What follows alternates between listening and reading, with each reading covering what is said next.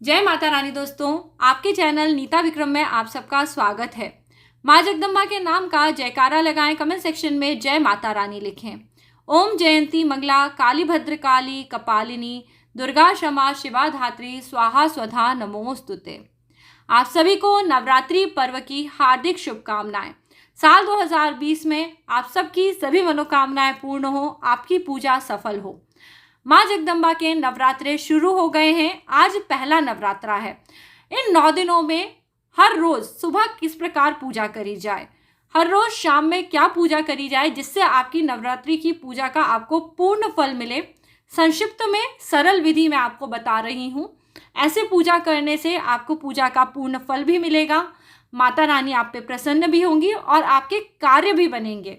जी हाँ, नवरात्रि के 9 दिन ईश्वरीय शक्ति का प्रतीक होते हैं। इन 9 दिनों में यदि भक्ति भाव के साथ माँ जगदम्बा को प्रसन्न करा जाता है तो अपने भक्तों की सभी मनोकामनाएं माँ जरूर पूरी कर देती हैं।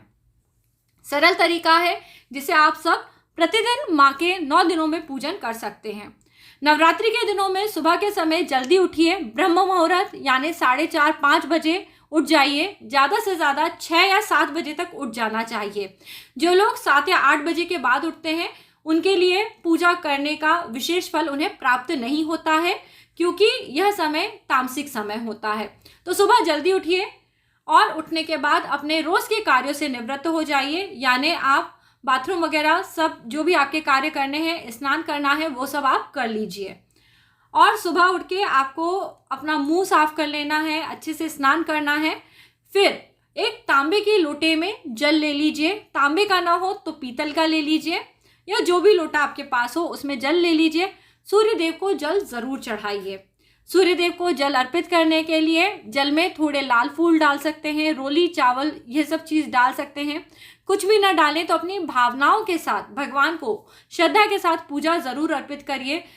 सूर्यदेव को जल दीजिए और ओम खगोलकाय स्वः, ओम खगोलकाय स्वः, ओम खगोलकाय स्वः 3 बार इस मंत्र को जरूर बोलिएगा। पूजा के मंदिर में आइए। माँ जगदम्बा की यदि आपके पास मूर्ति है, आपने उनकी स्थापना करी है, तो उन्हें प्रतिदिन स्नान कराना चाहिए। यदि ये मूर्ति 6 अंगुल से छोटी है, आपकी हाथ की 6 उंगलियों से छोटे आकार की यदि मूर्ति है, उन्हें स्नान कराइए, उनके वस्त्र सब चेंज करिए। अगर आपके मंदिर में रात के बासी पुष्प पड़े हैं तो इन पुष्पों को उठा लीजिए, एक तरफ रख लीजिए। जो भी वहाँ पे पिछले दिन का प्रसाद है उसे हटा दीजिए। पूजा के बर्तन धो लीजिए और पूजा की जो थाली है, कई बार हम लोग जो थाली बनाते हैं उससे प्रतिदिन हम पूजा कर सकते हैं, क्योंकि उस थाली में आप रोली रखते हैं, हल्दी रखते हैं, पीले करे हुए चावल रखते हैं। तो रोज रोज पूजा में ये सब सामान फेंका नहीं जाता। तो अगर आपने पूजा की थाली बनाई हुई है तो उस थाली का आप निरंतर प्रयोग 9 दिन कर सकते हैं। इस थाली में आपको केवल ताज़े पुष्प रखने हैं, दूब रखनी है, स्वच्छ पानी रखना है, यानी पानी की जो आचमनी या लुटिया होती है उसको धो के उसमें पानी ले आइएगा। इलायची, लौंग, पान का पत्ता यह सब ताज़ा रखना है, यानी जो चीज़ें मुरझा जाती हैं हमें उन्हें बदल देना है। बाकी चीज़ें जैसे रोली, हल्दी, पीले करे हुए चावल, ये हम पहले दिन यदि हमने ला के रख लिए हैं तो हम उन्हीं का पुनः प्रयोग कर सकते हैं। इन्हें रोज़ रोज़ बदलने की ज़रूरत नहीं है। अब आप सबसे पहले माँ को स्नान कराइए, उनके कपड़े बदल लीजिए, मंदिर को साफ स्वच्छ कर लीजिए और इसके बाद आप मार्केट से कुशा ला के रख सकते हैं। कुशा की एक घास होती है, इससे पवित्रीकरण करा जाता है। हाथ में इसकी अंगूठी पहन के भी लोग पूजा करते हैं, इसे पवित्री बोलते हैं। नहीं मिलती है तो जो आपने पुष्प लाया है, गेंदे का पुष्प या जो भी पुष्प आपके पास हो, उससे पानी लेके पूजा की सभी वस्तुओं पे इसका छिड़काव करना चाहिए और मन से ये सोचना चाहिए ये सभी चीज़ें मैं पवित्र कर रही हूँ। अच्छे से अपनी पूजा पाठ की वस्तुओं को पवित्र करें।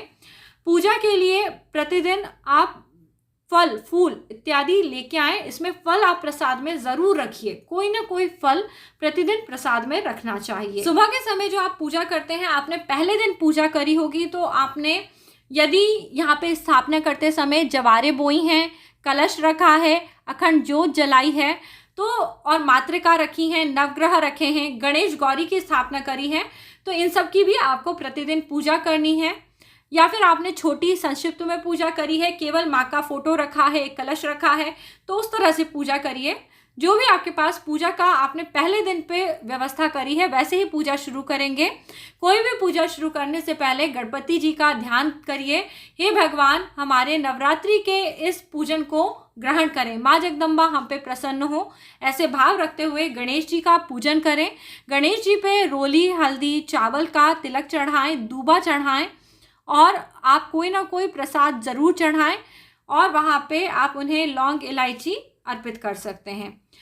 इससे पहले आप दीपक ज़रूर प्रज्वलित करिए। गणेश जी के पूजन से भी पहले दीपक प्रज्वलित करना है और धूप जरूर जलानी है। दीपक हमारी पूजा में अग्निदेव के रूप में होते हैं और जो धूप बत्ती हम जलाते हैं ये हमारी पूजा में वायु रूप होती हैं। यह हमारी ग्रहों को अच्छा करते हैं और हमें शुभ फल की प्राप्ति कराते हैं।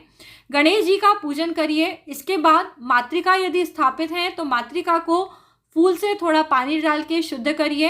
पूजन की वही विधि है, रोली, हल्दी, चावल चढ़ाएं, प्रसाद लगाएं, धूप दीप के दर्शन कराएं और लौंग इलायची इत्यादि चढ़ाइए। नवग्रह को भी थोड़ा सा पुष्प से पानी डालिए, स्वच्छ करिए, धूप दीप दिखाएं और टीका करें, रोली, हल्दी, चावल चढ़ाएं, प्रसाद चढ़ाएं, लौंग इलायची चढ़ाएं। ये सब अगर आपने नहीं करा है तो आप सीधे कलश का पूजन करिए। कलश के पूजन को भी, कलश को स्वच्छ करते हैं थोड़ा सा, उस पर दूबा से पानी डालिए या फिर आप फूल से पानी डाल सकते हैं, कुशा से पानी डाल सकते हैं, थोड़ा सा छींटा मारना है, यानी पानी डालने का मतलब छींटा मारना। और रोली, हल्दी, चावल जरूर चढ़ाना चाहिए। कलश में सभी देवी देवताओं का वास होता है। माँ लक्ष्मी की कृपा कलश को प्राप्त होती है क्योंकि माँ लक्ष्मी का जन्म समुद्र से हुआ था और कलश में हम पानी भरते हैं जो जल का प्रतीक होता है। इसलिए कलश का पूजन भक्ति भाव के साथ माता का ध्यान करते हुए करना चाहिए। रोली, हल्दी, चावल चढ़ा के प्रसाद चढ़ाएं और कामना करें, हे माँ जगदम्ब हमारी इस पूजन को ग्रहण करें, सभी देवी देवता पूजन से प्रसन्न हो और इस पूजन को सफल करें। और वहाँ पे लौंग इलायची पान के पत्ते में रख के चढ़ा देनी चाहिए। अब माँ दुर्गा की बारी आती है तो माँ दुर्गा का पूजन भक्ति के बगैर बिल्कुल संभव नहीं है। तो कैसे भी आप पूजा करें, भक्ति जरूर रखिए, मन में माँ के नाम का जयकारा लगाते हुए आप पूजन करिए। माता पे रोली, हल्दी, चावल चढ़ाएं, माता के रूप को निहारते हुए। दोस्तों माँ के आप चरणों के दर्शन करें। सबसे पहले रोली माँ के चरणों पे लगाएं, उसके बाद माँ के मस्तक पे लगाएं। ये पूजा की दोस्तों उत्तम विधि है। जब भी हम भगवान के दर्शन करें, कभी भी भगवान के मुख से दर्शन नहीं करने चाहिए, हमेशा उनके चरणों से उनके दर्शन करें और फिर मुख तक जाएं और उन्हें इसी प्रकार अपने ध्यान में लेके आएं। तो माँ का दर्शन करिए, रोली, हल्दी, चावल, दूब, पुष्प, यह सभी चीज़ें माँ पे चढ़ाएं और वहाँ पे माँ के लिए सुंदर प्रसाद रखें। इस प्रसाद में आप शहद रख सकते हैं। प्रतिदिन दोस्तों शहद का प्रसाद लगा सकते हैं। एक पान के पत्ते के अंदर 2 लौंग इलायची रख सकते हैं और वहाँ पे आप जो भी आप फल लेके आए हैं, जैसे आप सभी को पता है 9 दिन का अलग अलग प्रसाद होता है जो इस वीडियो के आखिर में मैं आपको ज़रूर बताऊंगी, तो वो रख सकते हैं और माँ का पूजन करिए। माता रानी का पूजन आप इस प्रकार करिए, जल्दी ही हो जाता है, 5 से 7 मिनट लगेंगे आपको इतना पूजन करने में। और माँ के नाम का जयकारा लगाते रहिए। इसके बाद आप वहाँ पे जो भी पाठ करते हैं, कई हमारे घरों में पुराने समय से लोग केवल दुर्गा चालीसा का पाठ करते आए हैं, तो वो भक्ति के साथ वही पाठ करते हैं, उसका भी उन्हें पूर्ण फल मिलता है। अब लोग बाग दुर्गा सप्तशती पढ़ते हैं तो उसका कई गुना फल मिलता है। सप्तशती पढ़ने वालों को माँ दुर्गा की अद्भुत कृपा प्राप्त होती है, जीवन में कष्टों का नाश होता है। ऐसा इसमें मैं परसेंटेज नहीं बोलूँगी क्योंकि ये विधि का लिखा हुआ है, जो भी माँ को प्रसन्न करता है उसे वरदान जरूर मिलता है। तो आप भक्ति के साथ दुर्गा सप्तशती का प्रतिदिन पाठ कर सकते हैं। सुबह के समय माँ की आरती करिए, क्षमा प्रार्थना अवश्य करिए। माँ की पूजा में गलती हो जाए तो जरूर ये बोलिए, हे जगदम्बा हमें क्षमा करो। जगदम्बा यानी इस पूरे जगत की माता, आप हमें क्षमा करें, पूजन ग्रहण करें। इस तरह से माँ का पूजन करें और वहाँ पे आप दंडवत करें, प्रणाम करें, पैर छुएं माँ के, आपकी पूजा पूर्ण हो जाती है। जितना समय हो उस हिसाब से पूजा करें। सुबह के समय यदि आपके पास बहुत समय नहीं है, सप्तशती पाठ मत करिए, केवल माँ का श्रृंगार करके उन्हें धूप दीप दिखाइए, तिलक इत्यादि लगाइए और पूजन करके आरती कर लीजिए। शाम के समय अब क्या पूजा करी जाए, तो सबसे पहले शाम के समय आपको तुलसी जी में दिया लगा देना चाहिए। जैसे ही आपके घर में सूर्य अस्त से 45 मिनट पहले का टाइम हो, आप तुलसी जी में दिया लगा दें। इसे हम गोधूली बेला बोलते हैं, शाम का समय बोलते हैं। तुलसी जी में दिया लगाएं।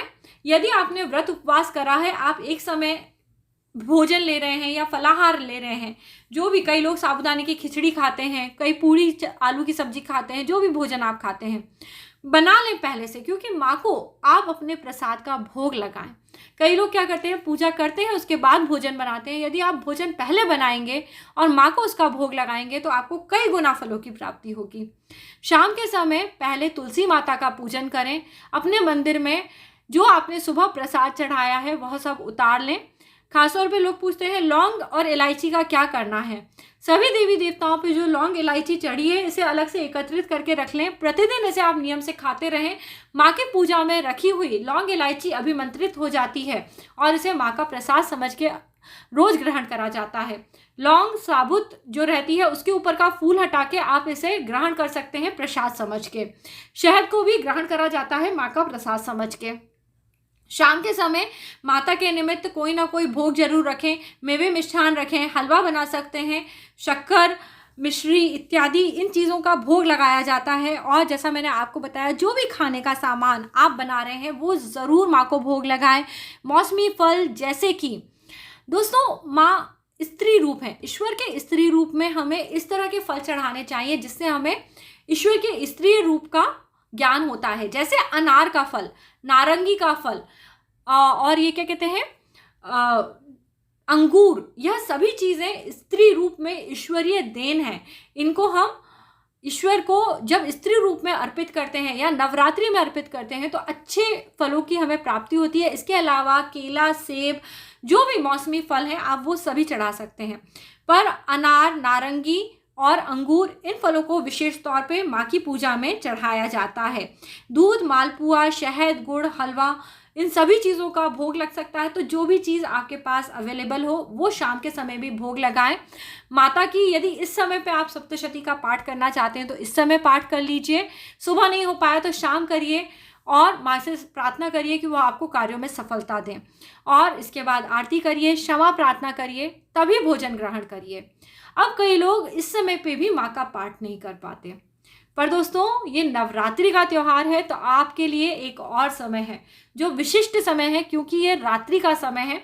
इस समय पे करे हुए अनुष्ठान से स्त्री पुरुष सभी का कल्याण होता है, आपकी शक्तियाँ जागृत होती हैं और आपके जीवन में आपको सुखदायी परिणाम मिलते हैं। तो दोस्तों आप रात्रि में 8:30 बजे से लेके 11:30 बजे तक माता का पूजन कर सकते हैं। इस समय पे भी आपको, जैसे दोस्तों जब भी आप पूजन करने आए, आपको अपनी पवित्रता का ध्यान रखना चाहिए। ऐसा नहीं है कि आप किचन में काम कर रहे हैं, आप बाथरूम यूज़ कर रहे हैं और वही कपड़े पहन के आप पूजा करने चले गए।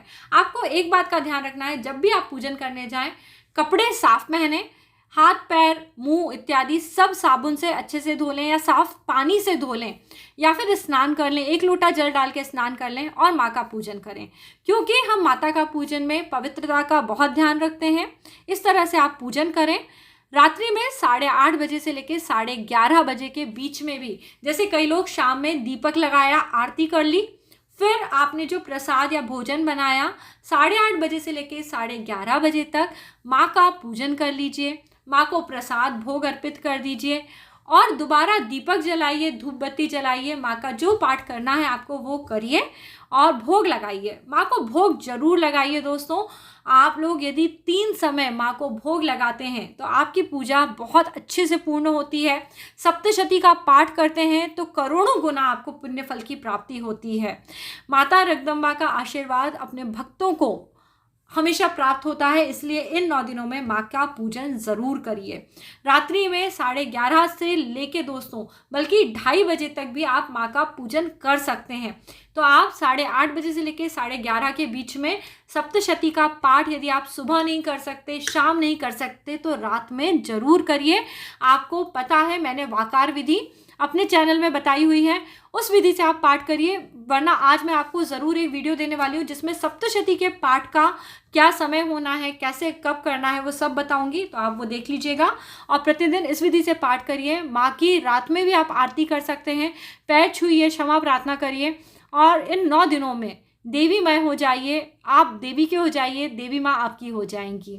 इस तरह से भक्तिभाव के साथ पूजन करिए। पूजा में जो भूल चूक हो जाए जगदम्बे माँ आपको भी क्षमा करें, मुझे भी क्षमा करें, ऐसी मैं प्रार्थना करती हूँ। आपका दिन सफल हो, इन नवरात्रि में आपको जीवन में सुख सौभाग्य की प्राप्ति हो, आपके सभी काम बन जाए।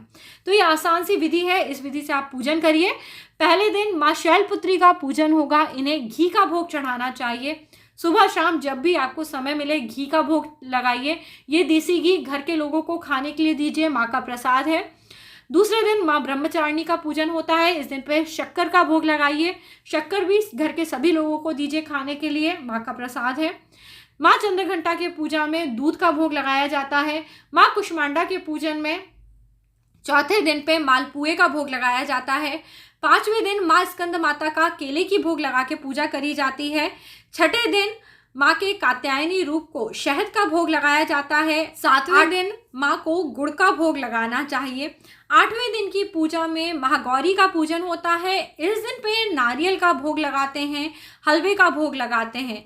नवें दिन माँ सिद्धिदात्री का पूजन होता है। इस दिन पे खीर का भोग लगाते हैं और शहद का भोग जरूर लगाते हैं। इस प्रसाद को ही 10वें दिन पे भक्त अपना अनुष्ठान पूर्ण होने के बाद माँ जगदम्बा के कृपा स्वरूप ग्रहण करते हैं, जिससे कि उनको पूजा का पूर्ण फल प्राप्त होता है।